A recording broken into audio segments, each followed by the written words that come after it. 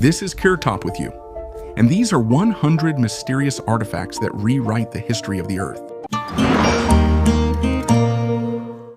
Ice that is 1.2 million years old. In the laboratory of the Alfred Wegener Institute, Bremerhaven, Germany, scientists are cutting the oldest ice core on Earth, a cylinder 10 centimeters in diameter and 2.8 kilometers long, brought up from a depth of 3,200 meters at Concordia Station, Antarctica. Radioisotope dating indicates an age of more than 1.2 million years. This is twice as old as the previous record holder, European project for ice coring in Antarctica, at 800,000 years. The air bubbles preserve the atmosphere of the past. Glaciologists want to understand why, a million years ago, the rhythm of the glaciers changed.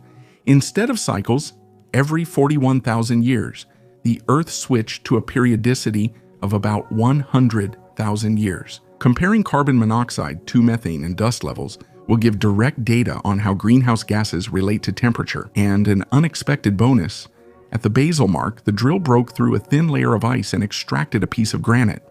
This is probably the upper edge of the Antarctic bedrock. Geologists will get a chance to date when the continent became covered with ice. The first results will be available in a year. This core will give scientists a long timeline from the past and make climate models more accurate when we talk about the rise of carbon monoxide too. Zhangheng seismoscope. The year is 132 AD China, the Eastern Han era. The scholar Zheng Heng shows the courtiers a large bronze vessel. Around it are 8 dragon heads facing the cardinal directions, and under each one is a toad with his mouth open. Inside, a simple yet clever metal mechanism is hidden. When an earthquake occurs far away in the country, an invisible tremor slightly moves the internal pendulum. It presses the right lever, and a ball drops from the mouth of the corresponding dragon straight into the toad. The sound of the ball is a signal. The tremor came from that direction. It's not about strength or duration, but direction. The main effect is early warning. The capital may not have shaken, but the ball would have already dropped. The chronicles describe a characteristic episode. The device was triggered even though the city was quiet. A few days later, a message came from the western province about a serious earthquake. For governing the empire, this was useful, to know where to look for destruction, where to send help, and whom to summon for a report. An earthquake is elastic waves in the ground and air. Even if you don't feel them, the sensitive pendulum inside the vessel oscillates. The rest is a matter of mechanics. A slight shift is converted into the movement of a lever, the latch releases a ball, and we get an unambiguous direction indicator. Essentially, this is a signaling device, not a recording instrument. But for the 2nd century, it was a huge step. A natural phenomenon was translated into the language of simple mechanical actions. Modern reconstructions show that the idea is viable. By making the pendulum a bit shorter or heavier, they could change its sensitivity. The arrangement of the levers sets 8 directions. In reality, they could have used more sectors, but 8 was enough to understand where to look on the map. Ancient records. In 1938, the Chinese archaeologist Chi Pute entered the Bayankara Ula cave and saw their smooth stone records. Each disc was the size of a palm with a hole in the center. On the front side, there was a spiral groove, and if you looked closely through a magnifying glass, you could see what seemed to be tiny hieroglyphs. The text tells about the small Dropa people who came from a distant star 12,000 years ago and crashed in the mountains. The legend quickly became surrounded by details. They spoke of 716 discs, of a storage room at Peking University, and of how one of them, during an experiment, emitted a pure, almost musical electric impulse. But when ethnographers tried to see the artifacts, they couldn't be found in any museum in China. Photos of the discs only surfaced in magazine clippings from the 1960s, and the translation of the hieroglyphs turned out to be the work of a German reporter, Reinhard Wegerer, who later admitted that he relied on stories from local guides without access to the original. Real archaeologists from Gansu and Sichuan only know about Neolithic savannas, where round burial slabs with shallow spirals are found. But there is neither microtext nor a cosmic chronicle there. And yet, the story lives on. Every time a simple stone disc is found in some cave, people on social media ask, what if this is one of the lost Dropa records? So far, not a single genuine disc has been shown to the public. Imagination keeps spinning, as if the spiral on the stone itself is creating a new legend. The second Sphinx. Giza, the eastern edge of the plateau. Everyone knows the stone guardian near the Pyramid of Khafre, but in ancient texts, Egyptologist Bassam Shama found a strange duality. The Sphinx, father of fear, and the Sphinx, mother of fear. And here's what comes together. Between the front paws of the current Sphinx stands the stele of Thutmose IV. On it, there are two creatures, not just one. A clay tablet found nearby tells of a statue that was struck by lightning, shattering its head. The strike hit a metal crown. Lightning is attracted to metal. During recent ground-penetrating radar surveys, geophysicists from Cairo University examined the dunes south of the current Sphinx.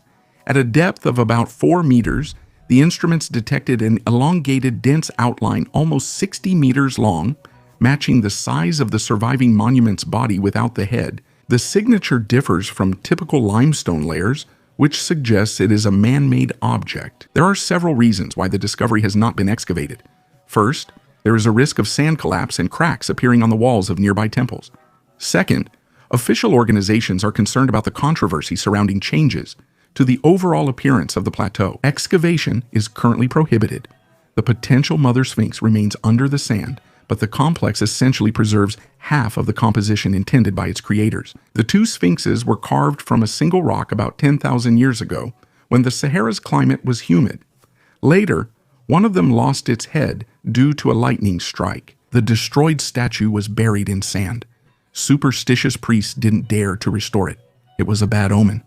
1,000 years later, Thutmose IV unearthed and restored the surviving father of terror, but he kept silent about the second one. Since then, we have only seen half of the original idea, and as long as the mysterious form lies beneath the sand, the history of Giza remains unfinished, like a missing page from a great book. A 2,500-year-old helmet and the treasures of Dokia. This golden helmet is one of the most famous artifacts of Dacian culture, dating back to around 450 before Christ. It is known as the helmet from Kutsufinishti and is considered not only a work of ancient jewelry art, but also a symbol of power and ritual strength. Adorned with eyes, snakes, and mythological scenes, it may have belonged to a priest or a leader who played a sacred role in Dacian society. The helmet seems to gaze at enemies, instilling fear and protecting its owner. On January 25, 2025, this helmet became the victim of a daring robbery. Several unique exhibits were stolen from the Drents Museum in Assen, Netherlands, where the exhibition Dacia, Land of Gold and Silver, was being held, including this helmet and 3 royal Dacian bracelets. All the items came from the National History Museum of Romania. The loss of these artifacts was a real blow to cultural heritage. The ruins of the oldest civilization underwater. In the early 2000s, a team of researchers led by the Canadian company Advanced Digital Communications made a sensational discovery off the coast of Cuba. At a depth of about 600 to 750 meters on the ocean floor, strange structures resembling stone buildings were found.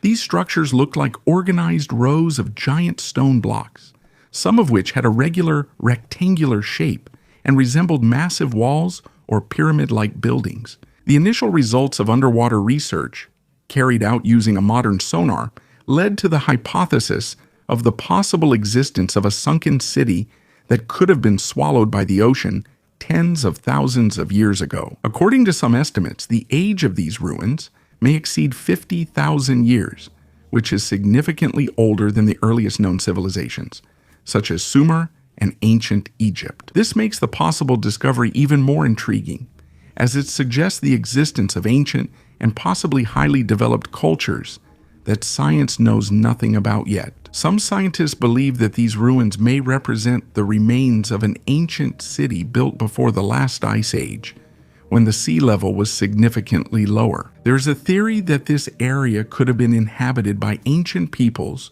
who were later forced to leave their homes due to rising sea levels. This hypothesis is supported by proponents of the theory about the existence of ancient sunken continents, such as Atlantis, described in the works of Plato. Some geologists suggest that these formations may be the result of natural geological processes, such as erosion, earthquakes, and other movements of the Earth's crust. Further research and analysis of the underwater ruins off the coast of Cuba require significant resources and time. Let's hope that the authorities will find the means to study these ancient ruins. Thunderstone. In 1782, the famous monument to Peter I, the Bronze Horseman, was erected in St. Petersburg. Much has been written about its creation, but the pedestal statue known as the Thunderstone is itself a unique engineering achievement. This giant granite monolith was found not far from St. Petersburg, in the village of Konaya Lakhta. Originally, it was 13 meters long, 8 meters high, and 6 meters wide, and its weight reached 2,000 tons. Transporting such a giant in the 18th century without cranes and excavators was an incredible task. It was decided to move it in winter, using the frozen ground and ice. The stone was placed on wooden sledges, and copper balls were put underneath, which rolled along specially prepared grooves. Hundreds of workers used winches and ropes to move it toward the Gulf of Finland. This stage alone took 4 months. Then the monolith was loaded onto a barge and delivered to Petersburg. But during transportation and subsequent processing, it was significantly reduced in size. Out of 2,000 tons, only 1,200 remained. The Thunderstone is the largest monolith in history that was moved by hand. Even the ancient blocks of Baalbek remained in place. But this granite giant became part of one of the most recognizable monuments in Russia, the mysterious petroglyphs of Dighton Rock. On the bank of the Taunton River in Massachusetts, there is a small museum with a single but very unusual exhibit, a 40-ton rock that was taken out of the water and placed here in 1963. This stone, known as Dighton Rock, has long puzzled researchers with its mysterious inscriptions, the origin of which has remained a mystery for several centuries. The rock is about 1.5 meters high, 3.5 meters long, and 3 meters wide. Its surface, covered with petroglyphs, was once slanted toward the water and probably served as a kind of message to sailors. The symbols engraved on the stone are straight lines, geometric shapes, primitive images of people, and strange writings. The first written mention of the Dighton Rock dates back to the year 1680. The English colonist John Danforth drew the symbols, and 10 years later Reverend Cotton Mather described them in his book, calling them strange marks left by unknown ancient peoples. The rock gave rise to many hypotheses. In 1837, the Danish researcher Carl Christian Raffen claimed that the inscriptions were made by Vikings and were connected to the journey of Thorfinn Karlsefni, who, according to the Scandinavian sagas, reached North America in the 11th century. His theory caused a sensation, but in 1916, Professor Edmund Delabar from Brown University proved that Raffen had forged the image by adding lines that supported his hypothesis. Delabar himself proposed a new version. He saw the name Miguel Corterial and the date 1511 in the inscriptions. In his opinion, this message was left by a Portuguese explorer who went missing in America. In 1502, Corterial set out to search for his brother, who had disappeared off the coast of Newfoundland, but he himself vanished. Perhaps he was forced to stay among the Indians, and 9 years later he carved a message about his fate on the rock. Delabar's theory found support in Portugal, but it was received with caution in the rest of the world. Some believe that the authors of the inscription were ancient Phoenicians, while others say it was the Chinese who reached America long before Columbus. Despite centuries of research, the Dighton Rock remains one of the most mysterious archaeological finds in the United States, continuing to inspire researchers to search for its true history. Voynich Manuscript. One of the most mysterious manuscripts in history, it is an illustrated codex written in an unknown language or cipher that has not yet been deciphered. According to carbon dating of the parchment, its creation dates between 1404 and 1438. Despite research, its origin, authorship, and purpose remain unsolved, giving rise to many theories and speculations. The manuscript is named after the Polish antiquarian Wilfrid Voynich, who acquired it in 1912. It consists of more than 240 pages with mysterious texts and illustrations depicting bizarre plants, astronomical diagrams, strange people, and unknown chemical processes. The unique language of the manuscript has no analogs, and the script and structure of the text have led to the emergence of many hypotheses. Some scholars suggest that it could be an encoded message created using complex cryptography, while others believe that the manuscript represents a description of a natural or artificial language. There is a theory that the manuscript could have been a hoax created to confuse scholars and seekers of ancient knowledge. Other versions suggest that it is a scientific or medical reference book, possibly dedicated to alchemy or botany. Some even believe that the Voynich manuscript is a work of speculative fiction or mythopoesis, which is still waiting for its decipherer. The origin of the silver vessel. It took scientists 10 years to determine the origin of the unique silver vessel that is part of the Galloway hoard. It turned out that the artifact traveled from Western Asia to Scotland. This discovery added intrigue to one of the most important archaeological finds in the United Kingdom. The Galloway hoard was discovered in southern Scotland in 2014 by the treasure hunter Derek McLennan. The treasure included a silver vessel wrapped in ancient cloth. Now, researchers have confirmed that the vessel was made in what is now central Iran and was transported over great distances to Scotland more than 1,000 years ago. Inside the vessel, treasures such as silk and brooches were discovered. Laser cleaning of the vessel revealed intricate patterns characteristic of Zoroastrianism, the state religion of the Sassanids, the last Persian empire before the Muslim conquests. The entire hoard weighed more than 5 kilograms and included silver, gold, and other valuable materials. It was found on land belonging to the Church of Scotland, near Balmagie. The artifact is dated to around the year 900 AD and will be displayed for the first time at the Silk Roads exhibition at the British Museum in London. Other items from the hoard will be displayed at the National Museum of Scotland and the Kirkcudbright Galleries. Including the artifact in the exhibition is very important, especially as it contains the oldest recorded silk in Scotland. Champagne at the bottom of the sea. A May diving expedition near the Polish Hel Peninsula in the Gulf of Gdansk led to a double discovery at a depth of 60 to 70 meters.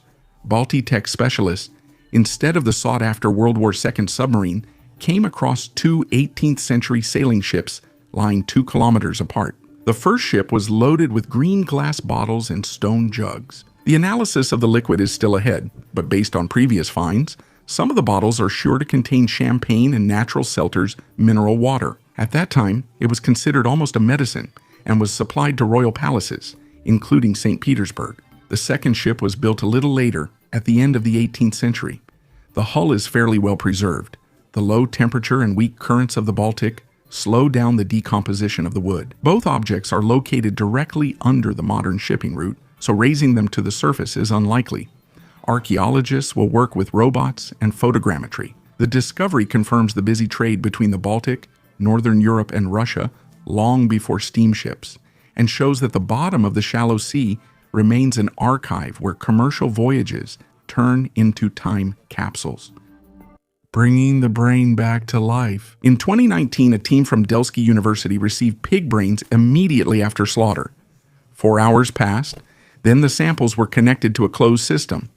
Pumps slowly circulated a warm solution with oxygen and protective components through the vessels. The task was simple in wording, but complex in essence, to sustain tissue that had already crossed the boundaries of our usual understanding after death. After a few hours, the vessels began to let the solution flow through again. The cells restored basic metabolism. Neurons held an electrical charge and responded to local stimuli. This is not resurrection. There was no organized brain activity, and it was further suppressed with medication. The researchers did not cross the ethical line and did not attempt to induce consciousness. The main takeaway is clear even to a child. Death is not a single snap, but a chain of different stages. Individual functions fade one after another, and some of them turn out to be reversible if the tissue structure is not destroyed. That's why in cryobiology, it's not about freezing at any cost, but about preserving the structure of connections without ice and ruptures. The more carefully the tissue is preserved, the higher the chance to restore basic processes later. Experiments show that the process of dying is stretched out over time. Cells have a short period when they still hold on and respond to stimuli. If you prevent ice crystals from destroying the membranes and support the environment, functions gradually return. That's why the main priority is to preserve the tissue now so that later there will actually be something to revive. Lijda's wooden wheels. In the Slovenian marshes of the Ljubljana Barge, archaeologists in 2002 dug up a wheel with a diameter of 70 centimeters, along with an oak axle. Radiocarbon analysis showed an age of 5,100 to 5,350 years, older than Sumerian carts and certainly older than any official date from school tables for the invention of the wheel. The construction is striking in its simplicity and maturity right away. 2 maples joined by oak pegs, traces of charring along the rim. It seems they fired it for strength, as if the craftsman already knew maintenance techniques. At first, many bloggers were convinced that the discovery rewrites history.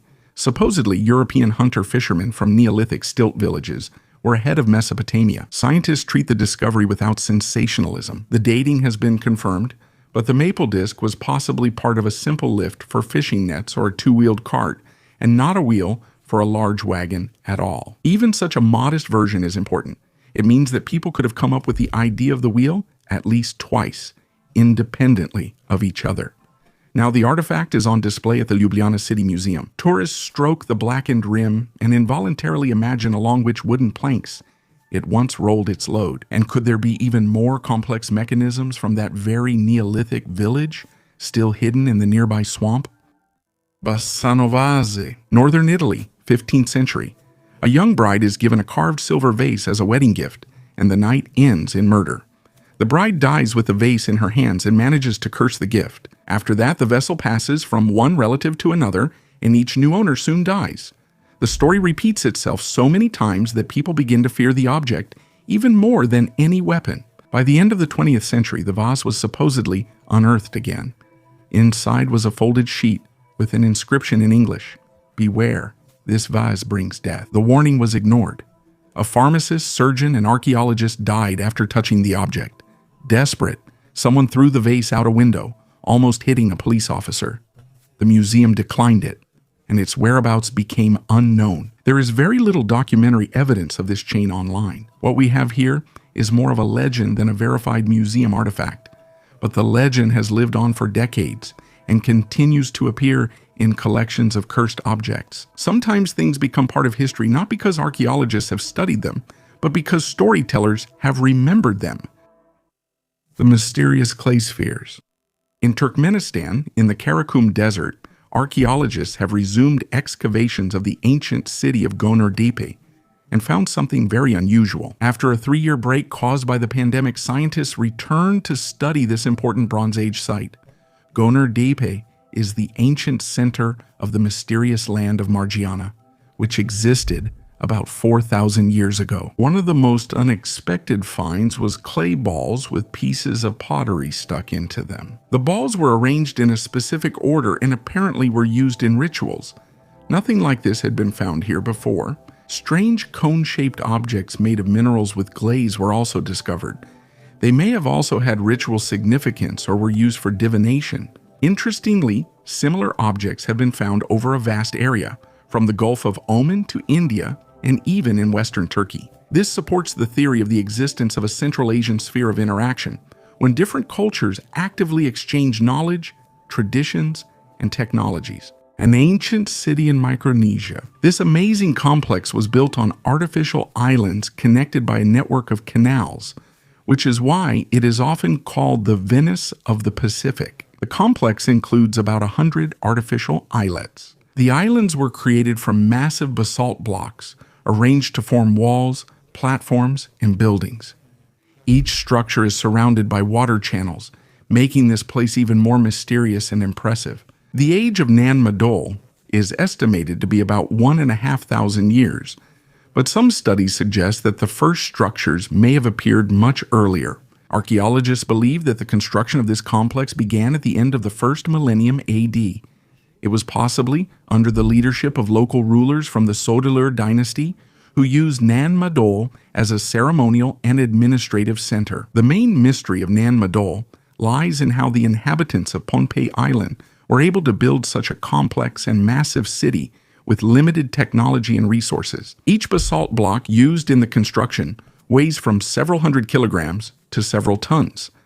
Transporting and installing such heavy blocks would have required significant effort and expertise. The basalt was quarried on the other side of the island, which meant it had to be transported across difficult terrain and water. Considering that the ancient builders did not have modern machinery, this achievement seems almost impossible. Some researchers suggest that the stone blocks could have been transported using rafts and ropes, while others point to the possible use of a system of levers and ramps. However, none of these theories fully explains how the ancient Micronesians managed to lay and align these massive structures so precisely. Nan Madol is also surrounded by many legends and myths.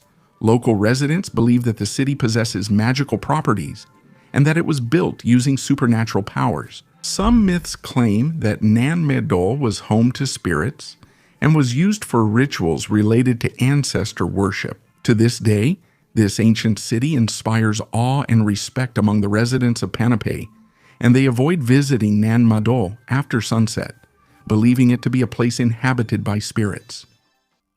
A hidden secret of the past. Recently, a team of Russian scientists led by crystallographer from St. Petersburg State University deciphered the structure of one of the rarest minerals on the planet, ramphite. This unusual mineral was first discovered 70 years ago at the secret uranium deposit Turakawak in Kyrgyzstan. But its detailed structure couldn't be revealed then, and recently luck smiled on the scientists again. They found uramphite at the Russian Beshtau deposit in the Stavropol region. Uramphite belongs to the uranium micas and contains ammonium in its composition. This mineral has a bright luminescence and was previously used in photography, but despite numerous attempts to study it, its exact structure remained a mystery until 2023. Thanks to the latest equipment, scientists were able to study crystals just a few millimeters in size in detail. The mineral turned out to be unstable, so finding a quality specimen is truly a stroke of luck. Only 11 uranium minerals with ammonium are known. Most of them were found in the United States, where ammonium forms from organic matter, for example, from decomposed animal remains. The first pharaoh's tomb in 100 years. In 2022, archaeologists made an incredible discovery. They found the first burial chamber of an Egyptian pharaoh in a century, belonging to Thutmose II. He ruled about 3,500 years ago and was the fourth pharaoh of the 18th dynasty. The burial site is located in the Valley of the Kings on the west bank of Luxor, in the same place where the famous tomb of Tutankhamun was discovered in 1922. The entrance to the tomb was found in 2022, and archaeologists immediately noticed fragments of vessels with inscriptions that identified Thutmose II as the deceased king. These vessels also bore the name of his wife, the great queen Hatshepsut. Soon, scientists discovered that the remains of the pharaoh had been moved to another location several centuries after the tomb was looted. The tomb is in poor condition because it was flooded shortly after the death of Thutmose II. Inside, fragments of blue inscriptions, yellow stars, and parts of religious texts were found, indicating the importance of rituals associated with burial. Thutmose II was known for suppressing uprisings in Nubia and the Levant. His reign from 1492 to 1479 before Christ was relatively short. Compared to his ancestors, his tomb was considered less significant. This discovery became an important contribution to the study of ancient Egyptian culture, and the reign of Thutmose II archaeologists call it one of the most significant archaeological achievements of recent years. 7,000-year-old traces of a plow. Archaeologists from France and Switzerland discovered at the Arsens site in the city of Sion the oldest traces in Europe of a primitive plow, an A-ard, dating between 5,100 and 4,700 before Christ. This discovery, made in 2017, indicates that as early as the early Neolithic period in Europe, people began using draft animals to cultivate the land. Such artifacts indicating plowing of the land in the Neolithic are extremely rare and difficult to date precisely. For example, in northern Italy, archaeologists discovered traces of a primitive plow and hoof prints of animals dating back to between 4,300 and 4,000 before Christ. Before that, the earliest evidence of plow use in Switzerland was considered to be finds dated to the first half of the 4th millennium before Christ. Altamira Cave. In the province of Cantabria, Spain, there is one of the most famous caves with prehistoric art in the world. These polychrome cave paintings, which are between 15 and 36,000 years old, belong to the Magdalenian culture of the late Paleolithic. On the walls of the cave, there are realistic scenes with animals such as bison, horses, and deer, created using charcoal and natural pigments. In addition to animals, you can also see human handprints here, which gives this place not only artistic, but also deep symbolic value. The cave was accidentally discovered in 1868 by a local resident, Modesto Cubillas, but it gained worldwide fame thanks to the research of Marcelino Sanz de Sautola at the end of the 19th century. His work helped convince the world that these works of art were created by prehistoric humans, because for a long time scientists believed these drawings were modern. The Altamira Cave offers a unique opportunity to look at the art and life of ancient people. The complexity and expressiveness of the drawings testify to the advanced culture and creativity of the primitive artists. Currently, access to the original cave is restricted to preserve these unique works, but nearby, there is a museum with an exact replica of the drawings, allowing visitors to experience the grandeur of this ancient gallery. Honey in Africa. Honey is the oldest sweetener known to mankind, and for thousands of years, it was the only one. Petroglyphs created 8 to 40,000 years ago have been found on various continents, indirectly indicating the importance of bees and their products. Ancient Egyptian bas-reliefs testify to the practice of beekeeping as early as 2600 before Christ. However, until recently, there was no direct archaeological evidence of honey gathering in Africa south of the Sahara. The study of chemical food residues on pottery shards has changed this view. Archaeologists from Goethe University, in collaboration with chemists from the University of Bristol, discovered traces of beeswax in pottery shards that are 3,500 years old, belonging to the Nok culture. This culture, which existed in central Nigeria from the 15th century before Christ to the beginning of our era, is known for its terracotta sculptures, the oldest figurative sculptures in Africa. The researchers aimed to understand whether the Nok people had domesticated animals or if they were hunters. However, due to the acidic soil typical of the Nok region, animal bones do not get preserved. So the scientists turned to analyzing molecular food residues in pottery. Plant and animal products leave stable chemical compounds, especially lipids, in the pores of clay vessels. With the help of gas chromatography, these compounds can be detected even thousands of years later. The study revealed not only traces of wild animals, but also components indicating the presence of honeybees. About a third of the examined shards contained high molecular weight lipids typical of beeswax. This is the first direct evidence of honey use in Africa. It is still impossible to determine exactly how the honey was used. It is possible that the people of the Nok culture separated honey from wax by heating. They might also have used honey for cooking, making mead, or for technical and medical purposes. It is possible that clay vessels served as beehives, as is still practiced by some African peoples today. Ritual cargo from the Philippines. The island of Guam is the western edge of the Pacific Ocean, 2,300 kilometers east of the Philippines. In the coastal Retidian cave, archaeologists found microscopic traces of rice in red ceramics. The radiocarbon age is 3,500 to 3,100 years.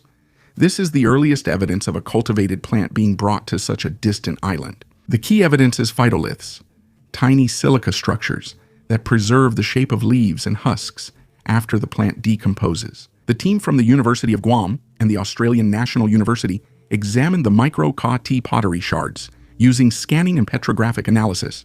The shapes of the phytoliths match those of Asian rice varieties. There are no tools for field cultivation or signs of irrigation nearby, which means the grains were brought not for farming. The researchers lean toward the theory of ritual baggage.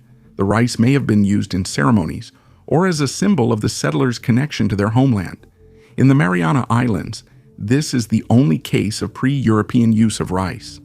On other remote atolls, the plant would not appear for another 2,000 years. The discovery confirms that the first seafarers of the Pacific Ocean did not simply drift with the currents, but planned their routes and brought elements of their culture with them, even if those could not be cultivated on the new shore. Heron's steam toy. Alexandria, the 1st century AD. The inventor Heron demonstrates a device that looks like a trick, but is actually pure physics. A copper sphere is mounted on an axle above a brazier. A tube connects the sphere to a water vessel, with 2 small pipes inserted into the sphere, each bent differently. When the water beneath the sphere is heated, steam rises inside, bursts out of the nozzles, and the sphere begins to spin. This is jet propulsion in its simplest form. We are used to seeing steam engines in 19th century textbooks, but the principle was demonstrated here in antiquity.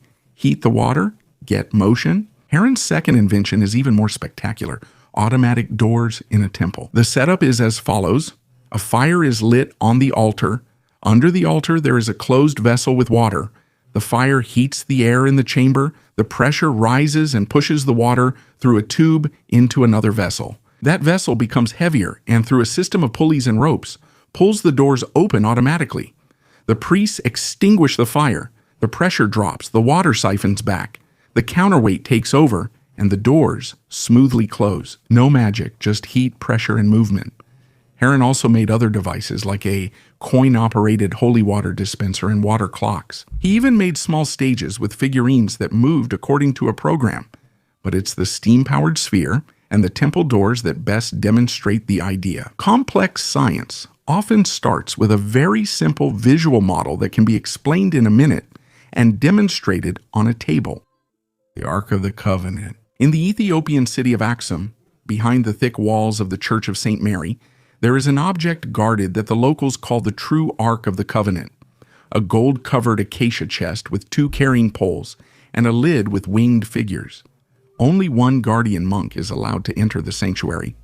All that pilgrims see is a dark silhouette under a cover and stories about lightning flashing if someone touches it without a blessing. Some enthusiasts see in the description of the Ark a diagram of a primitive electrical device, a wooden box covered with gold inside, and out really does resemble a capacitor, and the shaped wings on top can easily be imagined as contacts. In our time, people have even tried to create similar models, and they really did produce a weak voltage from accumulated static charge. Skeptics object that, in terms of its size, the Ark is no different from an ordinary portable box for scrolls, and the sparks that pilgrims talk about could very well have been caused by static electricity in the dry mountain air. It's currently impossible to verify these theories. No one has ever opened the relic, and X-rays or wood analysis are forbidden.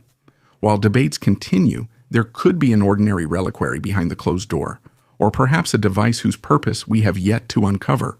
The Lednickoye face. Poland, Lake Lednica. During work in the coastal area of the First Piast's fortress, archaeologists raised an oak beam 1 meter and 34 centimeters long, part of a fortress hook that held the rampart from spreading. On one end, there is a carved human face, an oval rim, an arch above the forehead, and a rounded chin. The size is about 13.5 by 10 centimeters. The face looked at the water, not the fortress. Dendrochronology gave the exact age of the tree trunk. It is around 960 to 975 AD, the very time when the prince's residence, a chapel and baptismal pools, stood on Lednicki Island. For the Slavs of the 10th century, carved human faces on building elements are rare. Here the image was placed on the outer side of the rampart, as if someone was addressing it to the lake. Perhaps this is the image of a water spirit or the guardian of the crossing, or perhaps a reminder of Christianity at the boundary with paganism. The island, a key site for the Christianization of Polish lands, is compared to Slavic anthropomorphic figurines from Wolin and four-faced idols. There are stylistic similarities, but there are no direct analogies. Right now, the carved face is undergoing conservation. The wood is being stabilized so it doesn't crack in the air. The plan is to display the find at the Museum of the First Piasts in the second half of 2026. How people wrote before the Romans. In the Spanish province of Leon, archaeologists made a discovery that could change our understanding of early writing on the Iberian Peninsula. In the ancient settlement of La Peña del Castro, a spindle whorl, a small object used in weaving, was found with an inscription engraved in the Celtiberian alphabet. The artifact is about from the 1st century before Christ. This is one of the northernmost and earliest finds of this kind. Before the arrival of the Romans, writing was hardly used in these areas, so the inscription became a real sensation. Scientists suggest that the text could have been a sign of ownership or had a symbolic meaning, for example, showing the status of the owner. Interestingly, the spindle whorl is made from local talc, which means it was produced locally. It was found in a storeroom where there were also baskets with seeds, tools, and even remnants of dried meat. All this indicates a rather developed way of life and household. This find is important evidence that the local cultures were much more complex than previously thought, and had already begun to develop writing at that time. Endless attempts to decipher the ancient text, clay tablets with inscriptions made using Linear A script, are among the most mysterious finds of ancient Crete. These tablets date back to around 1800 to 1450 before Christ, and belong to the period of the flourishing of the Minoan civilization, one of the first highly developed cultures of Europe. The tablets were discovered during archaeological excavations in Crete, in places such as Knossos, Malea, Phaistos, and Aia Triada. They contain text written in the form of linear symbols, which is what gave this type of writing its name. Linear A is an early writing system that preceded the more well-known Linear B, which was used to write in Mycenaean Greek.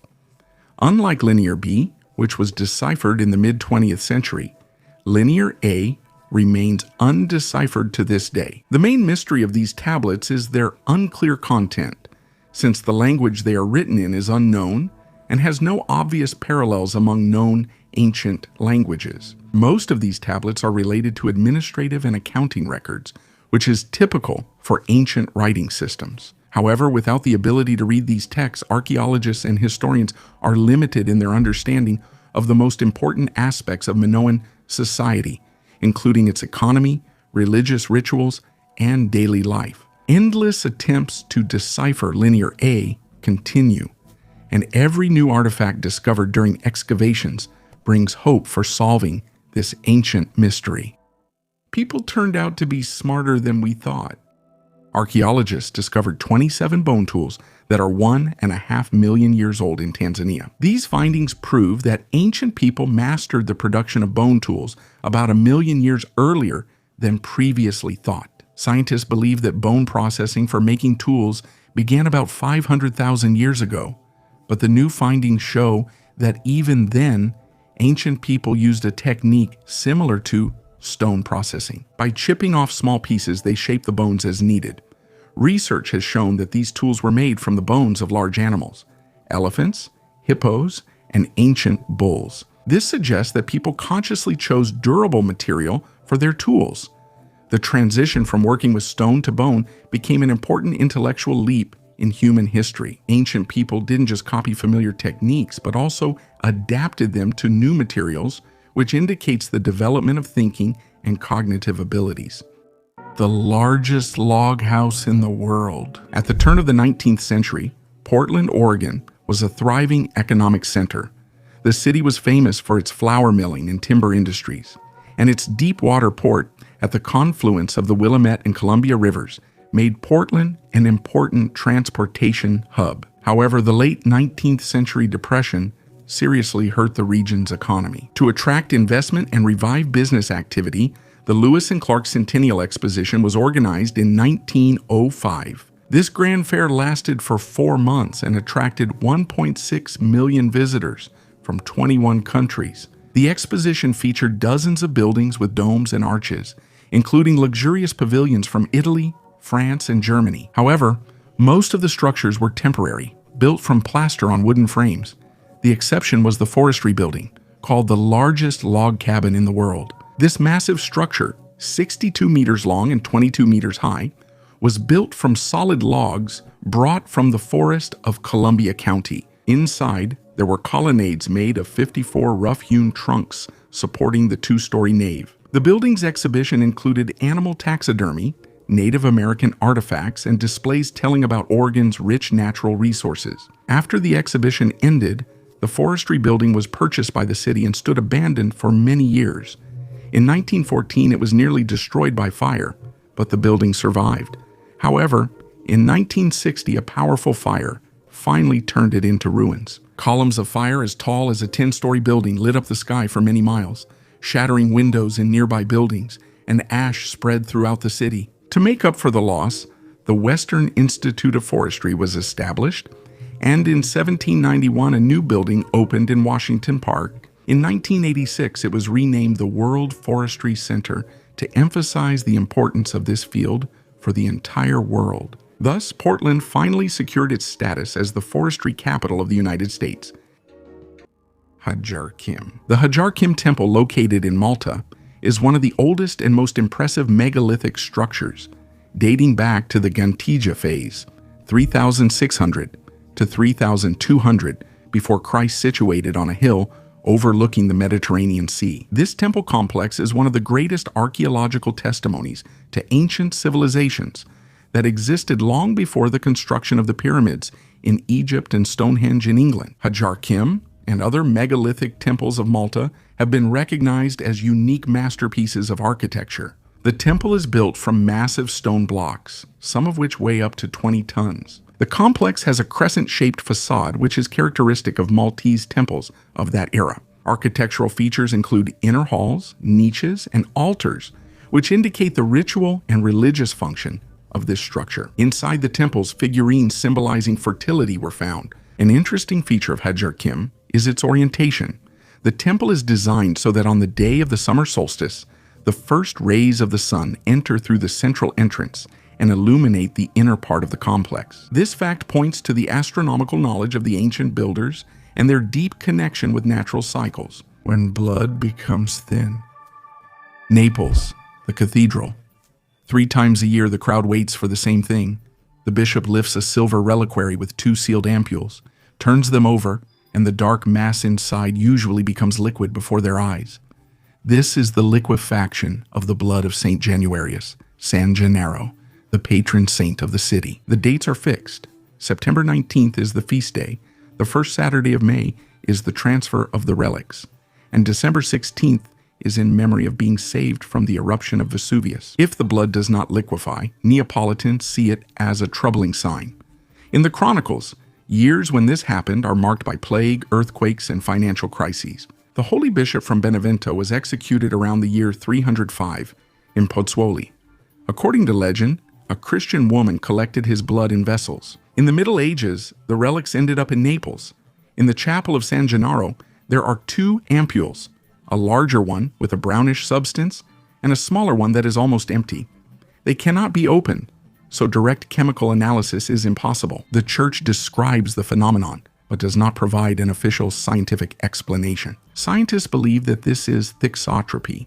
Some gels become fluid when shaken or heated, and thicken again when left undisturbed. Chemists have demonstrated laboratory samples of blood-like mixtures based on iron-containing compounds, iron oxide, and gelatin proteins. With slight warming from the hands and movement, they transition from a gel to a liquid. There are also more down-to-earth explanations. The temperature in the cathedral, the constant turning of the reliquary, and the natural aging of its contents. The composition of the ampules remains a secret, and there is no access for analysis. It's impossible to directly test any hypothesis. Why does this work for believers? The ritual takes place in front of everyone. The priest lifts the ampules at the altar, tilts them. The dark mass begins to flow down the glass and becomes lighter. The audience can see the process even from the back rows. For Neapolitans, this is not a chemical trick, but a sign of the city's protection. A reasonable compromise looks like this. Scientists suggest possible mechanisms. The Church gives it meaning, and tradition maintains the community's trust. An 11th century pocket computer. The historian from the United Kingdom, Federica Gigante, discovered one of the oldest 11th century astrolabes with inscriptions in Arabic and Hebrew in an Italian museum. This astronomical instrument, used for measuring angles and determining the positions of stars, became an important find at the museum in Verona. This artifact is so multifunctional that by modern standards it could easily be considered a pocket computer. Federica Gigante came across the device while browsing the museum's catalog online and requested additional information, but she was told that the object had not yet been studied. Upon arriving at the museum, the scientists discovered not only Arabic, but also barely noticeable Hebrew inscriptions on the astrolabe, which, in her opinion, indicates scientific exchange between the Arab, Jewish and Christian worlds over the centuries. Research has shown that the astrolabe may have been made in Al-Andalus, the Muslim region in Spain. Muslim prayers and Hebrew lines have been preserved on the instrument, highlighting its cultural and religious significance. The similarity of the discovered astrolabe to Byzantine and early European models supports the hypothesis of its Iberian origin. This unique artifact is believed to have first entered the collection of the Italian aristocrat Ludovico Moscardo in the 17th century, and later passed to the Maniscalchi family, who in 1990 founded a museum to preserve their private collection. Crystal skulls. In the antique shops of late 19th century Paris, perfectly polished skulls made from solid rock crystal appeared. There was not a single line about excavations, only mysterious sellers who claimed these were Mayan relics, capable of singing under the moonlight and opening doors to other worlds. The legend quickly grew with details. It was said that there are exactly 13 such skulls, and that together they project a map of the stars or hold messages about vanished celestial mentors. Mediums claim that the crystal resonates with brainwaves, decoding ancient wisdom, while modern lithotherapy masters sold activation sessions at the price of a piece of jewelry. When in the 1990s, the British Museum and the Smithsonian Institution examined the most famous skulls with a scanning electron microscope, the surface revealed characteristic traces of a rotating tool with a diamond coating. Such a tool would only appear after the 1860s. Moreover, the quartz structures lack internal cracks, which would inevitably appear if they were hand-polished with sand. So, the artifact was almost certainly made with a modern machine. But one skull, supposedly found in Belize before the wave of mass forgeries, still confuses the experts. There are no purchase receipts, no archaeological records, only stories from previous owners. They swear that the crystal was polished for centuries, using a drop of water, a pinch of quartz dust, and the patience of Maya craftsmen. Scientists are almost certain that what they have is a later copy, but they still leave a small chance for the truth. What if this really is the work of ancient hands and we just haven't figured out what tool was used to create it yet? A ram in the thicket. In the south of present-day Iraq. In 1928, Leonard Woolley excavated the royal cemetery and pulled out from the rubble something that at first looked like a broken wooden stick with lumps of metal. After restoration, a figure appears, an animal standing on its hind legs, reaching for a branched bush-like structure. It was given a poetic nickname, the ram in the thicket, although zoologically it's more likely a goat with curled horns. Its age is about 2,550 before Christ, which means 4,500 years ago. The figurines were found in the rich burial of a noble Sumerian, next to whom lay sacrificial remains, 68 women and 5 men. It was a ritual of status. A person did not go to the afterlife alone. The ram is made of wood covered with thin sheets of metal, copper gilding, and inlaid with lapis lazuli and shell. The diamond-shaped pattern on the base may refer to mountains. The branching bush is often interpreted as the myrrh tree, a connection between earth and sky. There is a practical version. The figurine served as stands for bowls used in sacrificial rituals. The animal stands on its hind legs and supports the branch, where a vessel with a drink or sacrificial liquid could be placed during the ceremony. In one small object, the Sumerian world is concentrated, elite sacrifices, the work of the best craftsmen, cosmic symbolism, and practical altar equipment. The ram in the thicket reminds us that for ancient people, beauty, faith, and an everyday object could easily coexist in a single item. And that's exactly why such artifacts survive for thousands of years. The find of the century, research in the caves of the Danube Valley in southern Germany shows that Stone Age people were not just cave-dwelling savages. The discoveries made in the Swabian Jura reveal the remarkable artistic abilities our ancestors had about 45,000 years ago. The Swabian Jura may be the cradle of modern European humans. This is evidenced by the mammoth ivory figurines found here, which are up to 40,000 years old. A recent discovery in the karst cave of Hohlefels, located near Blauburen, confirms this assumption. During the excavation, a student from Denmark found an animal figurine about 6 centimeters long. Although its head is missing, scientists believe it is an image of an otter. Archaeologists called this artifact the find of the year. About 45,000 years ago, Homo sapiens arrived in the Danube region, living alongside Neanderthals. Previously, it was believed that modern humans settled more actively in the territory of present-day France, as evidenced by the discovery of cave paintings. However, the figurines from the Swabian Jura change our understanding of the settlement and life of ancient people in Europe. The caves of the Swabian Jura have been studied since the mid-19th century. The finds include stone and bone tools, as well as ornaments that provide important information about the lives of Neanderthals and other early representatives of humanity. In the mid-20th century, the Nazi organization Ahnenerbe also conducted excavations here, seeking to find evidence of the existence of ancient Aryans. In recent years, excavations in the caves have resumed, and new discoveries have been made, including a figurine of a woman known as the Venus of Hohlefels. This figure, with its ample breasts and pronounced feminine features, likely symbolized fertility. Other finds, such as ancient flutes made from bird bones, testify to the high level of spirituality and art among our ancestors. A sacrifice or a war trophy? Archaeologists found a Roman enameled brooch from the 2nd century AD. It was discovered at the site of an Iron Age settlement in South Ayrshire, Scotland. It is possible that the artifact was used in a sacrificial ritual during the founding, which provides new information about contacts between the Romans and the local people. The excavations took place on the territory of William Grant Ampersand's Sons Distillery, where researchers found the remains of a large wooden house and a fortified palisade. The brooch was lying in the foundation ditch, which may indicate its ritual significance. Such brooches are found on the borders of the Roman Empire, in Gaul, Switzerland, and along the Rhine. Scientists suggest that it could have ended up in Scotland as a war trophy, the result of trade, or as an offering to the gods. The settlement of Curak, where the find was made, was located in a strategic place. Although there were no Roman forts nearby, archaeologists discovered traces of an ancient military camp. In addition to the brooch, artifacts from the Neolithic and Bronze Age were found. This confirms that this area has been inhabited for thousands of years. The Galilee Sea Boat, also known as the Jesus Boat, it is an ancient fishing vessel dating back to the 1st century AD.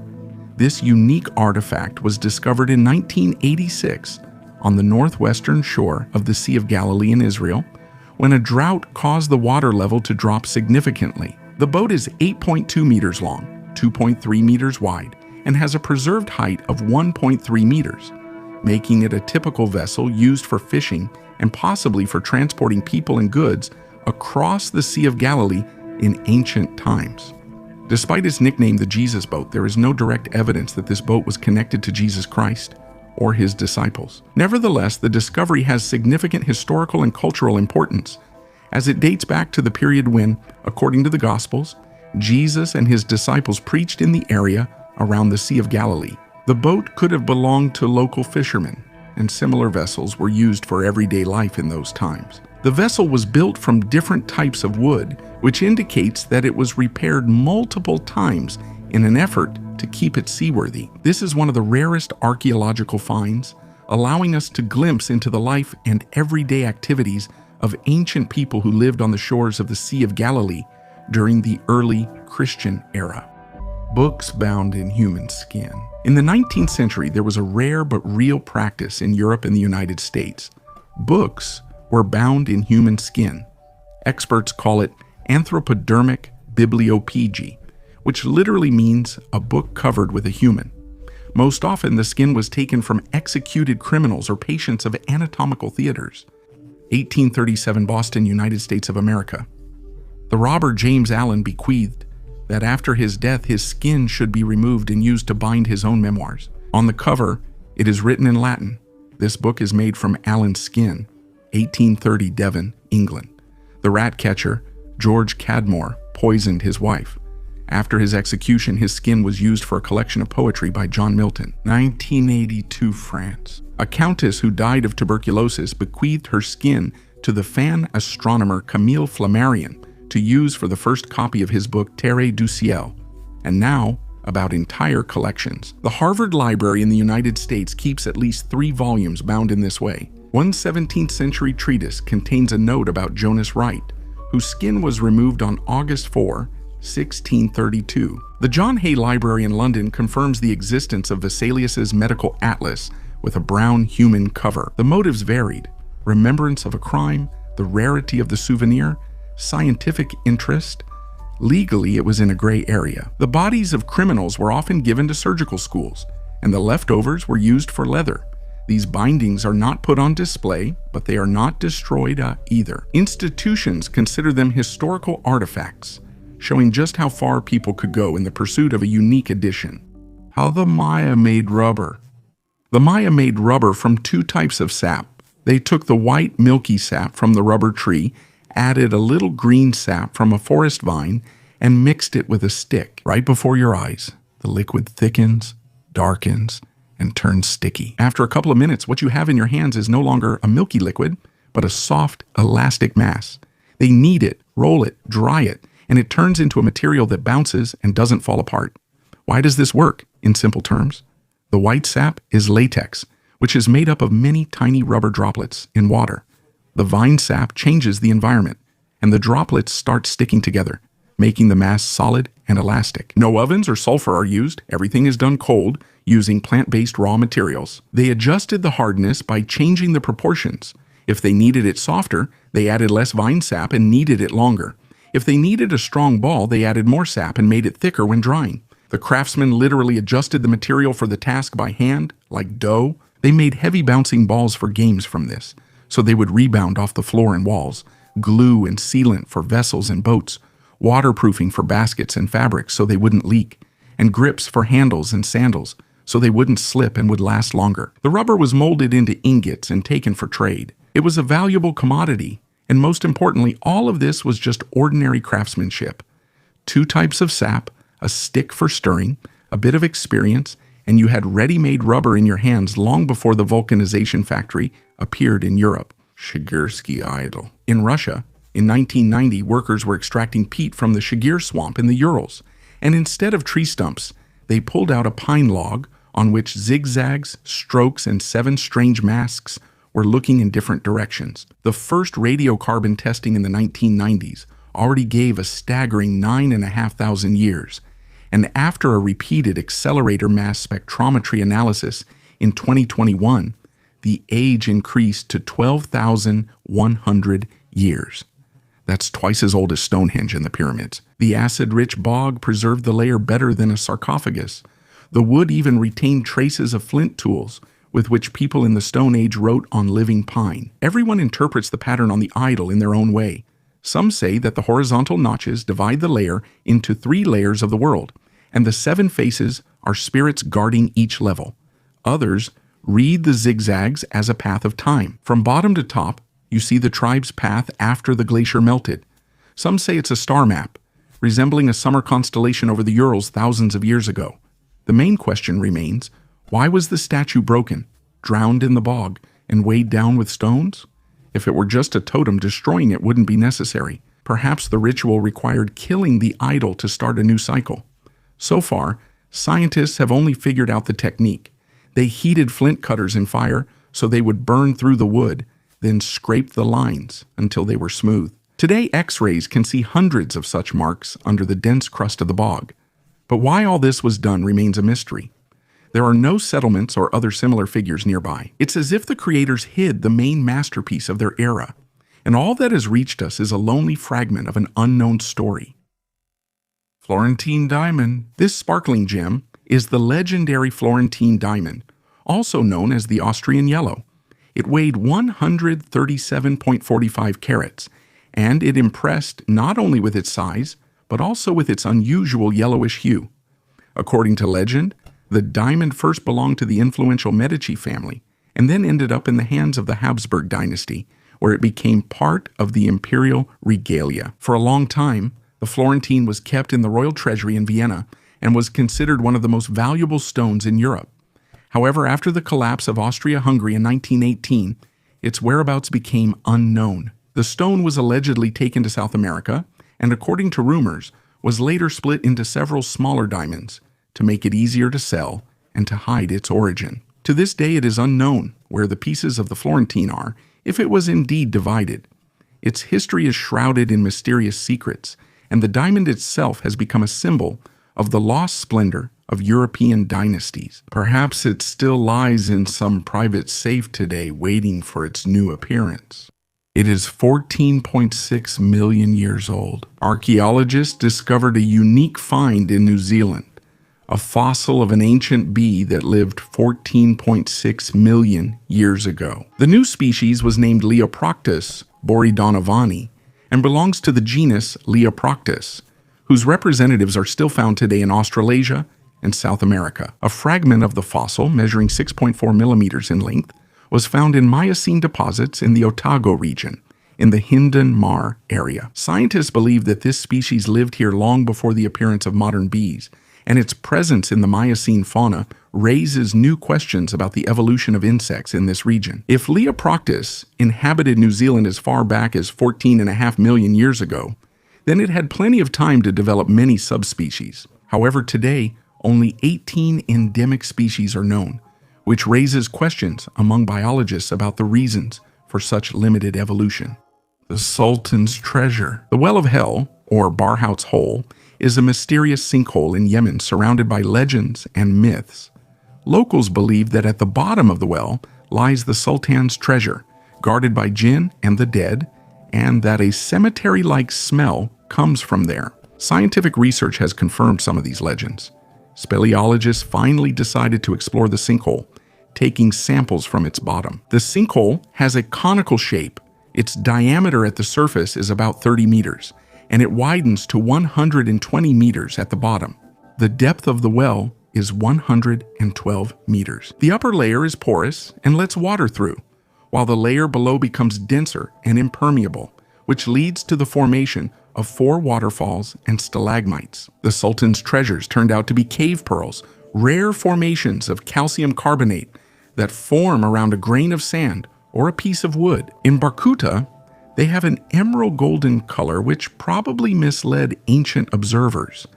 Snakes and arthropods live at the bottom of the sinkhole. The grave-like smell described by the locals is caused by the decomposing bodies of animals, mostly birds, that fly into the well seeking shelter from the heat. After descending to the bottom, they can't fly back up because of the great depth. There are 2 main theories about the origin of the well. The first is that it is the former vent of an underground volcano that became extinct long ago. The second is that it is a natural well formed by the erosion of underground water layers over millions of years. Most likely, the Barhout well was formed in the second way, which explains its unusual structure and contents. A triangular shield. 20 kilometers southeast of Sofia, the capital of Bulgaria, archaeologists excavated a rare Roman watchtower. Its base is a perfect triangle with sides about 7 meters long. Dating by coins of Emperor Caracalla puts it at the end of the 2nd century AD. This is unusual for the Roman Empire. Most outposts were square or circular. The question arises, why a triangle? The narrow tip of the tower faces the slope, so a battering ram or stones would slide along the wall without destroying the masonry. Inside, they found a stone well and remains of a wooden floor, which was rebuilt during the Byzantine period and the Second Bulgarian Empire in the 12th century. Similar shapes are found only at the border with watchtowers. The Romans called such border lines the limes, meaning the entire system of ramparts, roads, and fortresses along the frontier. In Bulgaria, this is the earliest example of irregular planning. Instead of a standard template, the engineers chose a geometry that fit the mountainous terrain more precisely. Today, the tower is part of the Urvich Museum complex. It shows that Roman builders were able to deviate from standards when local conditions required it. The Wolfsegg Iron Cube, Austria, 1885. A worker splits a piece of brown coal, and from the black lump rolls out a tiny iron cube with smooth edges and grooves, as if made by a lathe. The newspapers instantly dubbed the find a bolt from the Stone Age, since the coal was found in layers estimated to be over 20 million years old. The cube ended up in the Salzburg Museum, where it was discovered that it wasn't pure iron, but cast iron with a high content of carbon and slag, an alloy typical for blast furnaces of the 19th century. On the edge, you can see a tiny tail, the spot where liquid metal flowed out of the casting mold. Under a microscope, the surface is covered with porous chambered rust, just like blast furnace slag. A piece of waste apparently fell into the coal cart and went down into the seam with it. And yet, looking at the almost perfect planes of the cube, visitors remark that the geometry is just too precise for a random fragment. What if it's a part of an unknown mechanism that nature hid deep within the rocks? The first step out of the water. Not far from Edinburgh, in an abandoned quarry, paleontologists lifted a slab of volcanic ash and saw a tiny skeleton, only 10 centimeters long, but with distinct little legs and a paddle-shaped tail. They named the find West Lothiana. It no longer had gills, which means it breathed air, but its skin was smooth, still afraid of drying out. Zircon analysis showed its age, 346 million years, 14 million earlier than the official emergence of vertebrates onto land. You can already see the future in its little legs, a tiny wrist and fingers, almost like ours. The little creature lived on the edge of the swamp, crawled out for insects, and instantly slipped back into the water. One such transitional organism moves the starting line of terrestrial evolution and shows that there are still many empty spaces in the ancient calendar. The youngest archaeologist. During an ordinary family walk in Tel Azika, Israel, 3-year-old Ziv Nitzan accidentally made an archaeological discovery. She found an ancient scarab about 3,800 years old. This place is known as the site of the biblical battle between David and Goliath, and the discovery immediately attracted the attention of the Israel Antiquities Authority, which confirmed the authenticity and uniqueness of the artifact. It turned out that this was not just a pebble, but an ancient seal in the shape of a scarab, a symbol of renewal and rebirth in Egyptian culture, which the Canaanites used as an amulet or seal. According to researchers, the scarab is connected to the Canaanite civilization, a people who inhabited the lands of the Levant during the Bronze Age. Such items reflected the beliefs, status, and close cultural ties of Canaan with Egypt. A ring belonging to a person of significance. Assos is an ancient city with a rich history, founded in the 7th century before Christ. In this ancient city, located in the southwest of the Biga Peninsula in Turkey, archaeologists found a Roman ring with an image of Athena, the revered goddess of Assos. The ring was found in a building known as the Xenodokion, which served as a hostel in ancient times. Assos, founded by Greek settlers from the island of Lesbos, has deep historical roots going back to the Bronze Age. Athena, daughter of Zeus and one of the main deities of Olympus, became the patroness of the city. Assos was an important regional center and is mentioned in ancient texts alongside the cities of Osua and Pedassos. Excavations in Assos have been ongoing for almost 40 years under the direction of Turkish archaeologists. A ring with the image of Athena, discovered in the Xenodokion, probably belonged to a high-ranking resident of the city and was used as a seal similar to modern signatures. According to our estimates, the artifact dates back to the 2nd or 3rd century AD.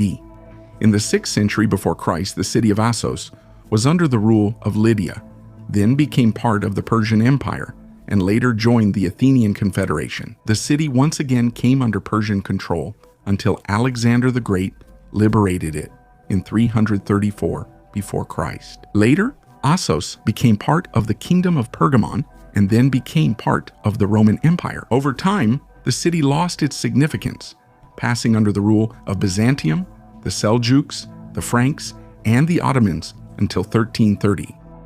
Exquisite jewelry and weapons. Archaeologists in Trento, Italy, have discovered the Doric necropolis from the early Iron Age. More than 200 tombs dating from the 9th to the 6th centuries before Christ were found 8 meters below the modern streets. The necropolis most likely belonged to the Aretans, alpine tribes connected to the Etruscans. This era coincided with important historical events, such as the Olympic Games in 776 before Christ and the founding of Rome in 753 before Christ. A distinctive feature of the necropolis was its complex structure. Vertically placed steles marked the western boundary of the stone chambers beneath the burial mounds, and over time, additional burials appeared around them. Rich burial gifts, metal weapons, and jewelry with inlays of amber and glass paste were found in the tombs. These artifacts indicate the high status of those buried and testify to trade connections with other regions of Italy. A fingerprint from the past. During the Temple Mount sifting project in Jerusalem, Archaeologists washed soil that had been removed from the slope of the Temple Mount. Among the grains of earth, a tiny clay bulla appeared. This is a seal used in ancient times to close bags or vessels, with a diameter of 13 millimeters. On one side, the inscription is clearly legible. It says, "Belongs to Yediah, son of Asayahu." The style of writing and the carbon dating place the artifact at the end of the 7th or the beginning of the 6th century, before Common Era, that is, the era of the First Temple. The name Asayahu is mentioned in the Bible. If this is the same person, the seal may have belonged to his son, suggesting even a high-ranking official's family could be involved in official matters. On the reverse side, the fingerprint of the owner has been preserved, a rare personal code of an ancient official. The surface was analyzed using reflectance transformation, imaging, with multiple lighting angles, and then a 3D model was created to capture the relief of the script. The find is important because it transfers the biblical name from text to the material layer and confirms the existence of the administrative system of Judea on the eve of the Babylonian destruction of the temple. Byzantine urn. Sutton Hoo is known to everyone for its ship burial.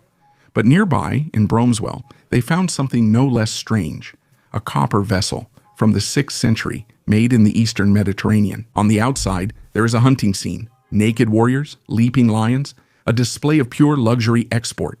Around the rim, a Greek inscription reads, "Drink to your health, my lord count, and live happily for many years." When they excavated the base, it turned out there was no one left to drink from it. Inside, there was ash with large pieces of horsebone, a typical marker of Anglo-Saxon nobility. Among the ashes, they found a carved comb made from deer antler. If DNA has been preserved in its teeth, scientists will be able to determine the gender and age of the buried person.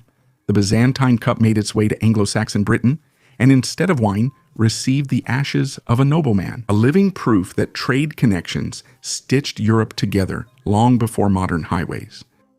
A giant stone sarcophagus. This sarcophagus belonged to the powerful pharaoh Ramesses III, who ruled Egypt during the 20th dynasty.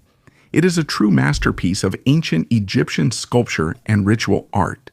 The massive stone coffin is covered with carefully engraved symbols and scenes from the Book of the Dead, which were meant to help the pharaoh pass through the afterlife and achieve eternal life. On its side walls are depicted protective goddesses, such as Isis and Nephthys, spreading their wings to symbolize divine patronage and protection. The hieroglyphic inscriptions tell about the deeds of Ramesses III and his connections with the gods. Interestingly, this sarcophagus was reused by the priest kings of the 21st dynasty, which shows when royal tombs were being reused in the later period. Today, this great sarcophagus is kept in the Louvre, where thousands of visitors can see it.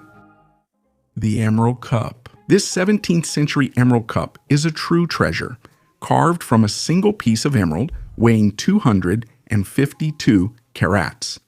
Such artifacts are extremely rare, as working with such a large stone requires incredible skill. The surface of the cup is decorated with fine inscriptions in Arabic, indicating its origin from the Islamic world, most likely from Persia or India, where the art of stone carving was at the highest level. At that time, emeralds were prized for both their beauty and supposed magical properties, believed to protect against poisons and grant wisdom. Cups made from such stones could only belong to rulers or noble aristocrats and were used on special occasions, emphasizing the owner's status. Special attention is drawn to the hexagonal shape and smooth edges, which catch the light and make the emerald glow from within. Such items symbolized power and spiritual purity, and today this cup is considered one of the rarest and most valuable artifacts that have preserved the grandeur of past eras. A skull that is 270 million years old. A fossilized skull was discovered in the collection of the National Museum of Natural History at the Smithsonian Institution, belonging to an ancient ancestor of amphibians. Its estimated age is 270 million years. Scientists describe the skull as a new species of proto-amphibian, which was named Kermitopus gratus, in honor of the famous Muppet frog, Kermit. One of the students at George Washington University emphasized the importance of using popular names to draw attention to scientific discoveries. He noted that the name Kermit is perfect for describing an ancient amphibian, linking it to modern representatives of this class of animals. The skull was found by paleontologist Nicholas Houghton during field research in Texas in an area known as the Red Beds. This area, dating back to the early Permian period, contains many fossils, including remains of ancient reptiles and amphibians. After its discovery in 1984, the skull remained in museum collections for decades until it was studied by R. John Mann, who singled it out from other specimens for detailed examination. The joint efforts of researchers helped establish that the discovered skull belongs to a new genus of ancient amphibians. A bearded European in ancient China. In China, archaeologists have discovered a unique Tang Dynasty tomb decorated with colorful frescoes that shed light on everyday life in the 8th century. Of particular interest was the image of a fair-haired bearded man, presumably of European origin. The tomb was discovered in 2018 during road reconstruction in Shanxi province, but details of the excavation have only recently become known. The walls are decorated with scenes from daily life, done in the style of figures under trees. They depict everyday activities: women pounding grain, men making noodles, collecting water, and processing rice. The tomb belonged to a man who died in the year 736 AD at the age of 63, and to his wife. Almost all the figures are depicted as ethnic Chinese, except for one person with light hair and a beard.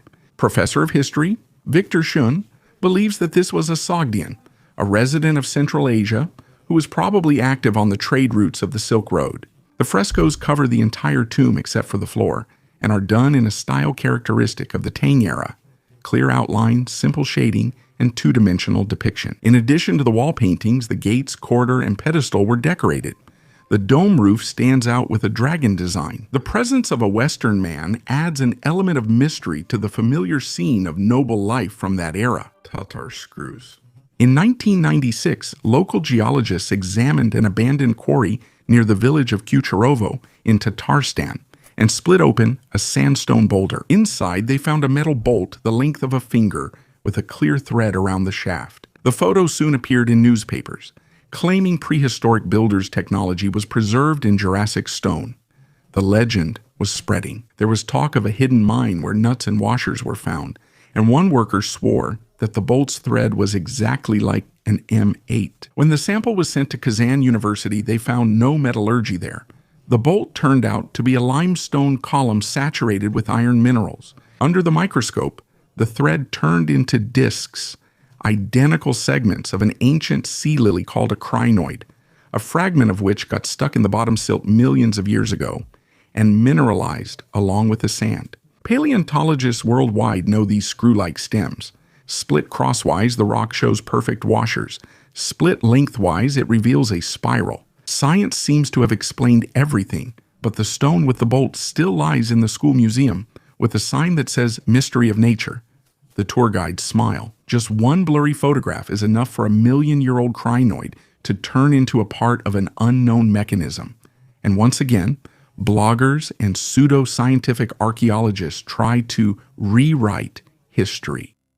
A winged demon on an ancient seal. In Israel, a 2,700-year-old stone seal with an image of a winged figure and inscriptions in ancient Hebrew was found.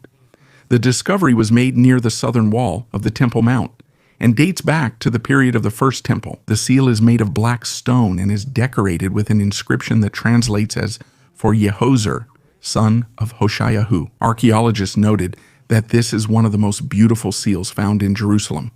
The seal depicts a winged figure dressed in a striped shirt and a headdress. According to the Assyriologist Dr. Philip Vukosavovich, such winged demons are found in Neo-Assyrian art of the 9th to 7th centuries, before Common Era, and served as protective magical figures. The seal probably belonged to a high-ranking official of the Kingdom of Judah, serving as both an amulet and a symbol of authority. It reflects not only Assyrian influence, but also the owner's connection to the local Judean culture. Incredible jewelry craftsmanship. On the west coast of Norway, in Vestland County, during the excavation of a burial mound, archaeologist Søren Danehoff found an object in the 1990s that has been seen only about 20 times in all of Scandinavia. A tiny gold pendant from the Roman period. Around the year 200 AD, it has a diameter of 2 centimeters, weighs a few grams, but the level of craftsmanship is finer than a human hair. In Rome, such items were worn as earrings, while in the north they were turned into pendants. The burial mound stood out for its size and location, on the top of a ridge richly heaped without cremation. Analysis of the soil and accompanying finds, such as glass beads and metal belts, confirmed that it was a female burial of elite status. The next day, Deinkoff unearthed 2 more silver fibulae. These are brooches or pins that held dresses on the shoulders. Similar pendants are more common in northern Germany and the Danish islands. Only 3 exist in Norway. Scientists suggest that the jewelry arrived through marriage alliances between noble families from southern Scandinavia and the western fjord region. Modern jewelers admit that it is possible to replicate the work, but it would require years of training and more gold to compensate for the waste.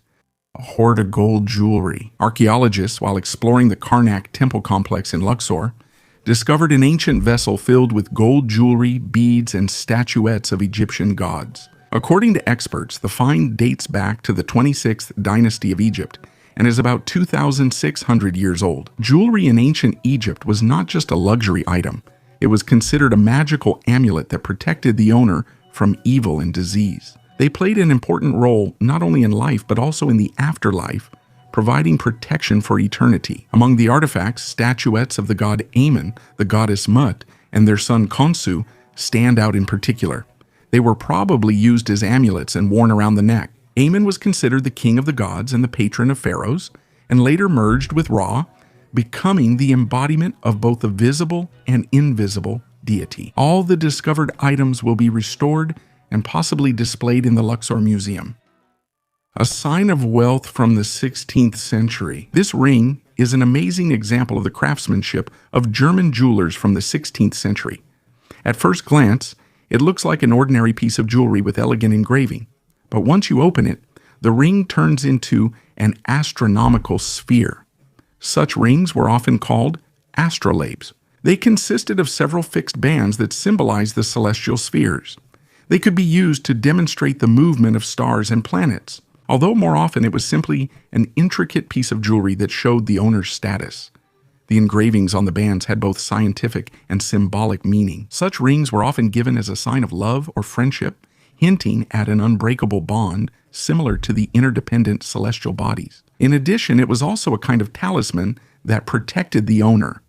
Owning such a ring in the 16th century was a sign not only of wealth but also of an interest in science and philosophy. Today, such artifacts are rare and are kept in museums, reminding us of a time when art and science were inseparable.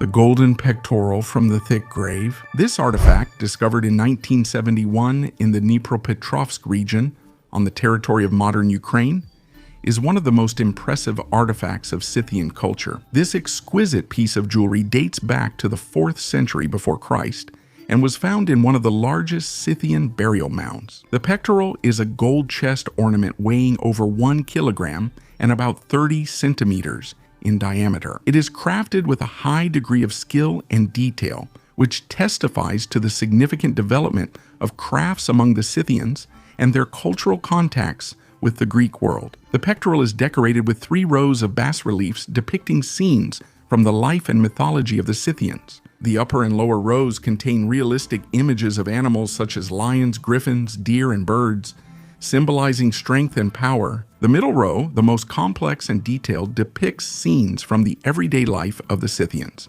people working with horses, women preparing food, and figures engaged in crafts. These scenes may represent allegories or illustrations of mythological stories related to the cosmology and religious beliefs of the Scythians. The mystery of the golden pectoral lies not only in its artistic value, but also in its symbolic meaning. It was found in a royal burial, which indicates that it belonged to a high-ranking person, possibly a king or a priest. The scenes on the pectoral may depict complex religious beliefs and Scythian mythology related to the cult of ancestors, the afterlife, and the worship of natural forces. Some researchers believe that the pectoral could have been used for ritual purposes, symbolizing the transition between the worlds of the living and the dead. Give this video a thumbs up and share it with your friends. Thank you for watching. Goodbye, everyone.